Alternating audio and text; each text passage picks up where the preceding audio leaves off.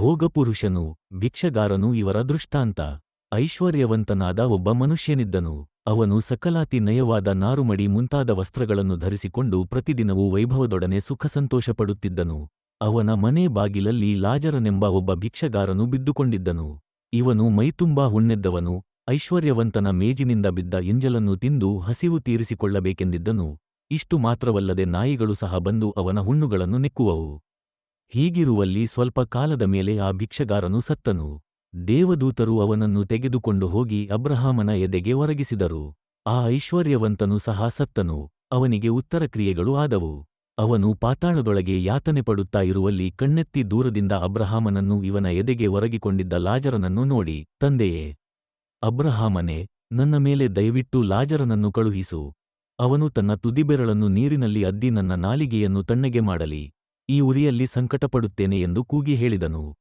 ಆದರೆ ಅಬ್ರಹಾಮನು, ಕಂದಾ, ನೀನು ಆಶಿಸಿದ ಸುಖವನ್ನು ನಿನ್ನ ಜೀವಮಾನದಲ್ಲಿ ಹೊಂದಿದಿ. ಹಾಗೆಯೇ ಲಾಜರನು ಕಷ್ಟವನ್ನು ಹೊಂದಿದನು ಎಂಬುದನ್ನು ನೆನಪಿಗೆ ತಂದುಕೋ. ಈಗಲಾದರೋ ಇಲ್ಲಿ ಇವನಿಗೆ ಸಮಾಧಾನ, ಆದರೆ ನಿನಗೆ ಸಂಕಟ. ಇದು ಮಾತ್ರವಲ್ಲದೆ ನಮಗೂ ನಿಮಗೂ ನಡುವೆ ದೊಡ್ಡದೊಂದು ಡೊಂಗರ ಸ್ಥಾಪಿಸಿಯದೆ.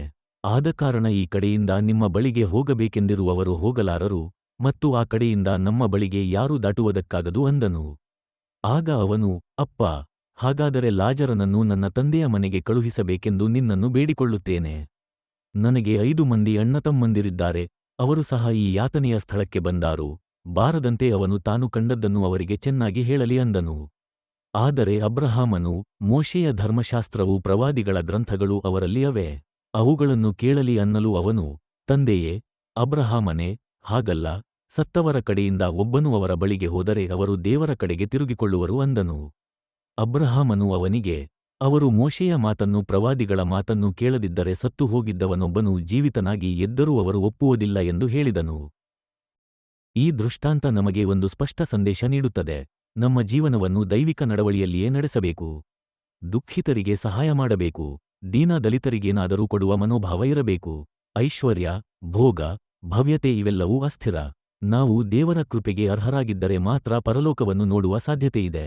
ಮತ್ತು ನಾವು ಈ ಜೀವನದಲ್ಲಿ ಬಿತ್ತಿದ ಕೃತ್ಯಗಳೇ ಪರಲೋಕದಲ್ಲಿ ಕೊಯ್ಯಬೇಕಾಗುತ್ತದೆ. ಆದ್ದರಿಂದ ಪ್ರೀತಿ, ದಯೆ ಮತ್ತು ನೀತಿಯನ್ನು ಹೇರಳವಾಗಿ ಬಿತ್ತೋಣ. ಆಮೇನ್.